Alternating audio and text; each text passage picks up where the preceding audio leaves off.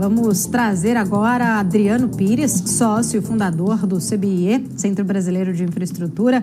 Seja muito bem-vindo, Adriano. Obrigada por nos atender hoje. Bom dia. Bom dia, Paulo. Prazer falar com vocês aqui na BMC News. Muito obrigada. Prazer é sempre nosso. Adriano, o governo está anunciando aí investimentos na refinaria de Abreu e Lima, em Pernambuco. Inclusive, hoje, o presidente Lula deve fazer uma visita ao local. Queria entender, de fato, a sua avaliação, sobre esta retomada destes investimentos, justamente também nesta refinaria que já foi alvo de muitos escândalos no passado, no próprio governo do PT. Olha, Paulo,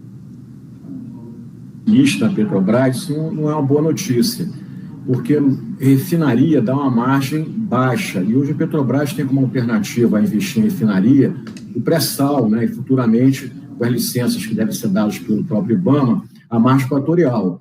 Agora, o presidente Lula, durante a campanha e a atual gestão da Petrobras, sempre se colocaram contrários à privatização das refinarias. Lembra que no governo Bolsonaro, o CAD assinou um termo com a Petrobras para que a Petrobras vendesse 50% da capacidade de refino. Naquela ocasião, qual era a ideia? Era você tentar colocar concorrência nesse segmento de refino. E agora o governo quer rever isso. Então, se o governo realmente decidir não vender as refinarias, como parece ser o caso, como já coloquei, que foi dito pelo presidente durante toda a campanha eleitoral e pelo presidente da Petrobras atual, então tem que investir mesmo, também não pode deixar a refinaria lá sem investimento e acabar de fazer o que resta. Como você falou, aquela refinaria é uma refinaria muito... foi feita na ocasião junto com iniciada, com um acordo Brasil-Venezuela, o acordo não foi para frente, a Petrobras teve que fazer a refinaria sozinha, teve todos aqueles escândalos que se citou aí, o custo foi 20, 30 vezes maior do que o projetado, mas de qualquer maneira, quer dizer, se você também não terminar a refinaria, o prejuízo continua muito alto. Agora, o correto, na minha opinião, volto a dizer, seria o governo manter o acordo com o CAD, vender 50% da capacidade de refino, e naquele termo assinado com o CAD, a refinaria Abreu e Lima estava incluída. Então, acho que seria muito melhor para a Petrobras, para o acionista da Petrobras, para o Brasil, que esse término da obra de Abreu e Lima fosse feito pelo privado e não pela Petrobras. Adriano, isso pode trazer também de volta a política de monopólio ali para os combustíveis? Como é que você enxerga o impacto disso para o setor e também mesmo para a população, para os consumidores? Eu acho que monopólio, Paulo, é sempre uma coisa ruim para o consumidor, Seja monopólio privado, seja monopólio público, Eu acho que a maior defesa que o consumidor tem para a economia é a concorrência, Então, eu acho que isso aí significa, sim, uma volta de monopólio no refino. Lembra que também no final do ano passado, a própria Petrobras assinou um termo lá com a refinaria da Bahia, com a Selem, do Fundo Mubadala, para voltar a entrar no equity da refinaria da Bahia e também no equity de um programa lá de energia renovável que está sendo feito no âmbito lá da refinaria da Bahia. Aquela Lubinor, que é uma coisa menorzinha, também foi retomada pela Petrobras. Só está faltando agora a Petrobras falar se ela vai também querer de volta a refinaria de Manaus, que foi outra que foi vendida. Então, sim, eu acho que é muito ruim. Eu sempre falo o seguinte, se você pegar o segmento de exploração e produção de petróleo no Brasil, os leilões começaram em 98, 99. Naquela ocasião, o Brasil produzia algo como 800 mil barris de petróleo por dia. Todos esses 800 mil, Petrobras, que ela tinha um monopólio de explorar e produzir petróleo no Brasil. Com a abertura, com os leilões, que fizeram enorme sucesso, hoje a gente está produzindo 3 milhões e 100 mil barris dia, já somos o 9º maior produtor do mundo, e a gente tende a chegar aí, no 2030, 2029, 2030, a 5 milhões de barris dia. Então, nós vamos ser, o Brasil, cada vez mais, um player muito importante no mercado de produtor de óleo e de gás. Ao contrário disso, no refino, você não abriu o mercado de refino. Ele continuou o monopólio da Petrobras. Houve essa tentativa agora no governo Temer primeiro, depois no governo Bolsonaro, mas também não andou direito. Você só privatizou a refinaria da Bahia, Manaus e Lubinor, mas em termos de mercado mesmo, de relevância, é só a Bahia, que é 14% da capacidade de refino.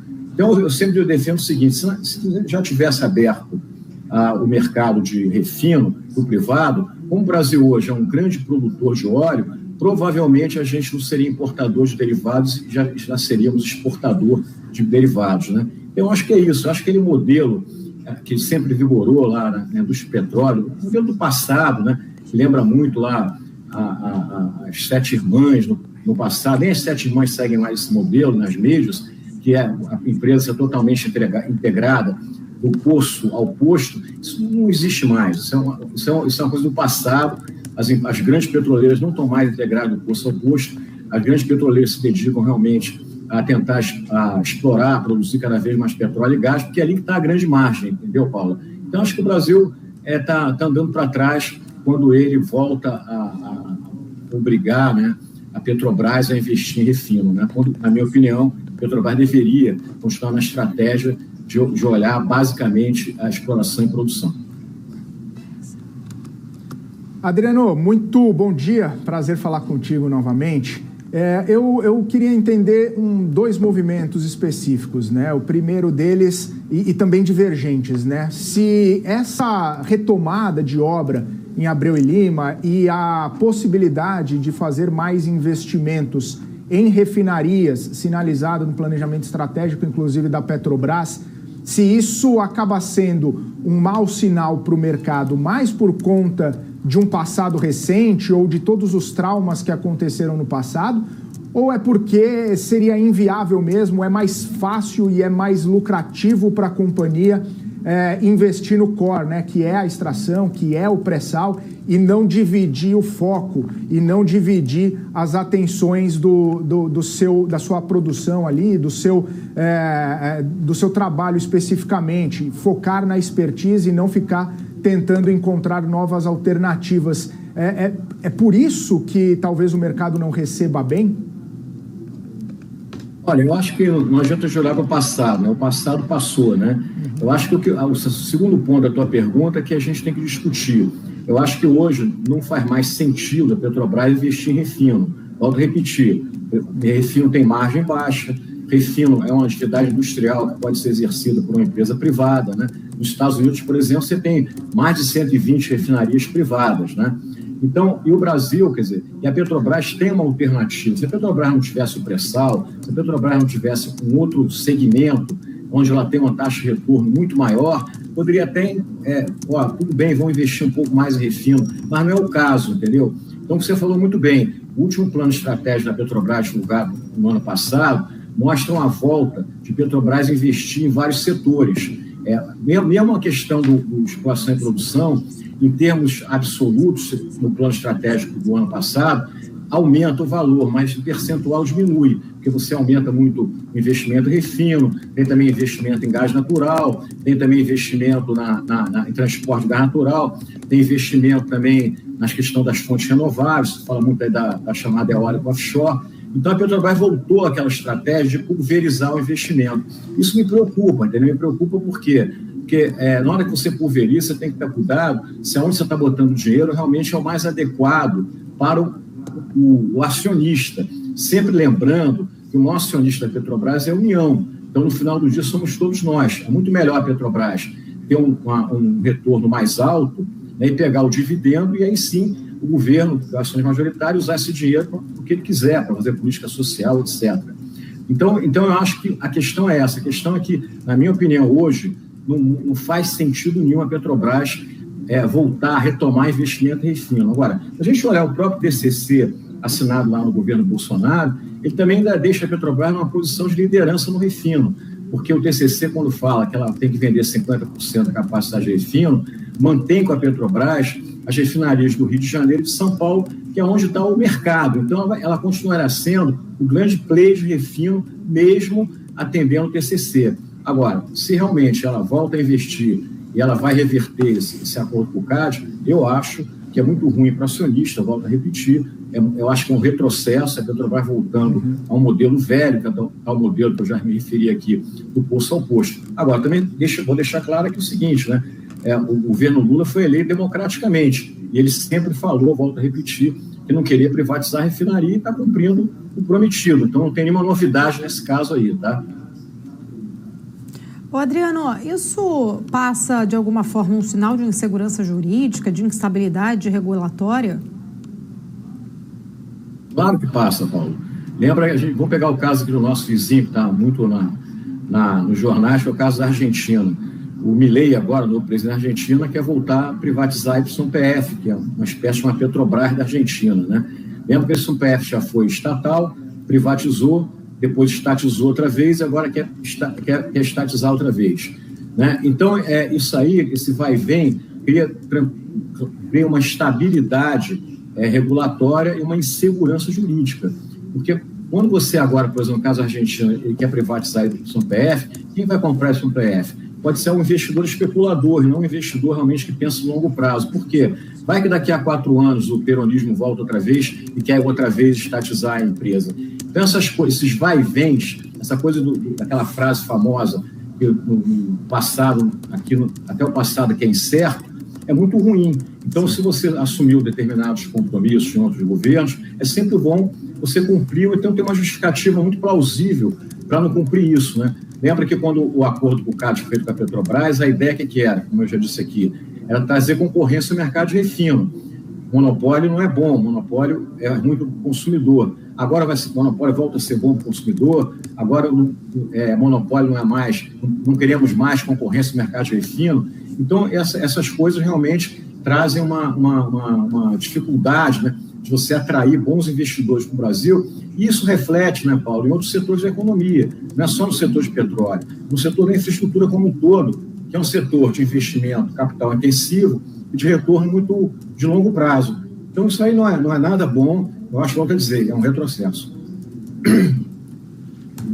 Adriano, uma última pergunta da minha parte, queria repercutir um pouco contigo, né? Até uma divergência, uma dicotomia ou até mesmo uma tensão entre ministérios aqui do presidente Lula, Ministério do Meio Ambiente, Ministério de Minas e Energia, sobre a exploração do petróleo. Já que a gente está falando tanto, né, do core da Petrobras, de exploração de pré-sal, e existe muito, né, a expectativa em relação à exploração da margem equatorial. E agora em Davos, né, a ministra foi questionada a respeito da exploração e ela deixou muito claro que é uma decisão de governo, né, que é o governo que decide sobre essa questão, tirando um pouco do peso do Ministério do Meio Ambiente. A gente sabe que a reunião, o encontro lá na Suíça acaba tendo um foco bastante em mudança climática, em transição energética, e que o petróleo não está ali no radar, né, ou pelo menos no foco dos mais bem vistos, né? Ele está ali bastante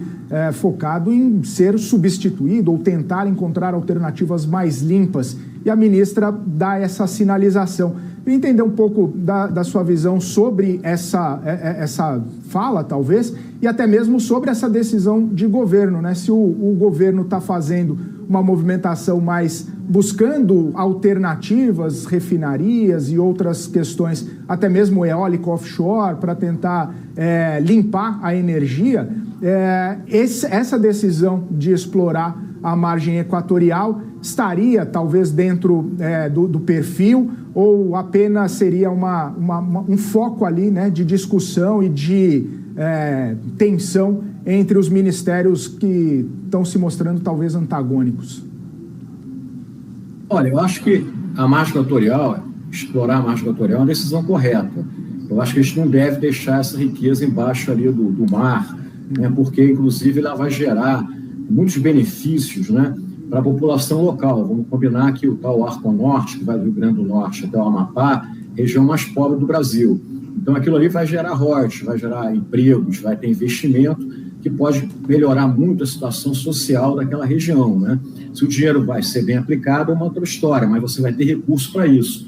Inclusive, o recurso do petróleo ali, a receita advinda de explorar petróleo e gás, pode também ser usada para melhorar a questão da política ambiental. Então, eu acho que não existe, né, ou explora o petróleo, a margem equatorial, ou faz política ambiental. Eu acho que não, acho que as duas coisas podem ser feitas, elas são complementares e não excludentes, entendeu? Então, e o petróleo, ele tem dado muito benefício para o Brasil. Você vê hoje, com o petróleo do pré-sal, né, da própria Bacia de Campos, anteriormente Bacia de Santos, o petróleo hoje é um dos dois principais itens da balança comercial brasileira, e tende a ficar nessa posição e até melhorar nos próximos anos, que nós vamos produzir mais petróleo ainda. O royalties que o petróleo tem dado para a União, estados e municípios produtores, são números fantásticos, e também vai aumentar também isso. Você vê recentemente os leilões de petróleo que a PPSA está fazendo, que ela está lá sócia nos contratos de partilha, estão batendo recorde e é mais dinheiro ainda para o Tesouro Nacional. Então, a gente não pode abrir mão dessa riqueza. Agora, não vamos confundir isso com investir em refino. E refino é uma atividade também ruim em termos ambientais, né? Investir em energia renovável é interessante? Acho que sim, mas tem que ter parcimônia também. Então, eu volto a dizer, não pode querer voltar àquela prática de olhar mais para a taxa de retorno política que a taxa de retorno econômica, né? E a questão das refinarias no ano passado, quando teve toda essa confusão aí de corrupção, Lava-Jato, etc., foi muito em função disso. A decisão era muito tomada para agradar governadores, agradar políticos locais. Isso é porque a Petrobras é uma empresa de capital aberto, né? Ela tem acionista, a União é a principal acionista, mas ela tem acionistas privados no Brasil e no exterior. Então, ela tem que olhar para isso, porque senão também o acionista privado pode começar a questionar, né, esse programa de investimento da empresa. Então, vamos separar duas coisas. Eu acho, volto a dizer, na minha opinião, a Petrobras deveria focar o negócio dela em explorar e produzir petróleo, no pré-sal e na margem equatorial. A questão do refino, eu acho que poderia ser dado para a iniciativa privada, e a Petrobras poderia até cumprir aquele acordo com o CAD para 50% Rio-São Paulo. Energias renováveis, vamos investir em energia renovável, mas vamos investir com parcimônia. Será que é melhor a energia renovável para investir eólica offshore, que está sendo questionada, porque tem um custo muito alto? Enfim, não acho que essa discussão é válida. Porém, vamos sempre olhar que o core business da Petrobras é explorar e produzir petróleo e gás natural, como é o core business de todas as empresas parecidas com a Petrobras, que são as majors, a ExxonMobil, a Shell, a Chevron, etc., a BP, a Total. Quero agradecer, Adriano. Muito obrigada pela sua presença, obrigada por nos atender. Até uma próxima oportunidade. PNC News. Informação que gera valor.